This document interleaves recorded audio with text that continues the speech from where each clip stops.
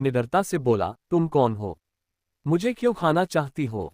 नन्हे खरगोश की बात सुनकर लोमड़ी हैरान रह गई, बोली, क्या तुम्हें पता नहीं मैं लोमड़ी हूँ? मैं तुम्हें खाऊंगी। तुम लोमड़ी हो ये तुम कैसे कह सकती हो? पहले सिद्ध करो कि तुम लोमड़ी हो तब मुझे खाना। नन्हे खरगोश की बात सुनकर लोमड़ी दुविधा में पड़ गई। जंगल में पहले कभी किसी ने ऐसी बात नहीं की थी। वह कुछ सोचकर बोली, तुम यहीं ठहरो, मैं अभी शेर से पूछकर आती हूँ। ये कहकर वह दौड़ती हुई पेड़ों के झुरमुट में गायब हो गई। भागते भागते वह शेर की मांद के पास पहुंची। बाहर खड़ी होकर चिल्लाने लगी, महाराज दुहाई हो मेरी मदद कीजिए। शेर ने लोमड़ी की आवाज सुनी तो उसे बहुत बुरा लगा। वह भरपेट खाकर मजे में ऊँघ रहा था, परंतु वह जंगल का राजा था, प्रजा की पुकार तो उसे सुननी ही पड़ती। वह जम्भाए लेता हुआ मांद से बाहर आया और लोमड़ी से चिल्लाने का कारण पूछा।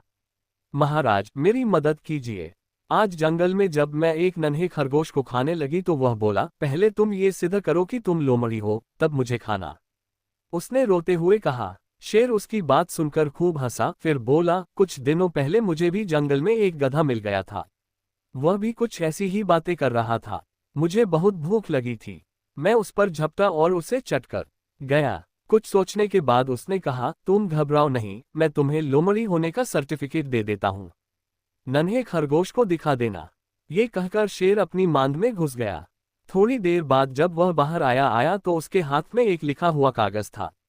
लोमड़ी को थमाते हुए बोला, अब तुम यहाँ से भाग जाओ, मुझे बहुत नींद आ रही है। लोमड़ी सर्टिफिकेट पाकर खुश हो गई। उसे मुंह में दबाए छलांगे लगाती वह वापस दौड़ पड़ी। जब वह उस स्थान पर पहुंची जहां वह नन्हे खरगोश को छोड़ आई थी तो उसने देखा वहां कोई नहीं था। उसने चारों ओर उसे बहुत ढूंढा, जोर जोर से आवाजें लगाई, परंतु पिंकी तो वहां से कब का गायब हो चुका था। धीरे धीरे उसे सारी बात समझ में आ गई। नन्हे खरगोश ने उसे मूर्ख बना दिया था।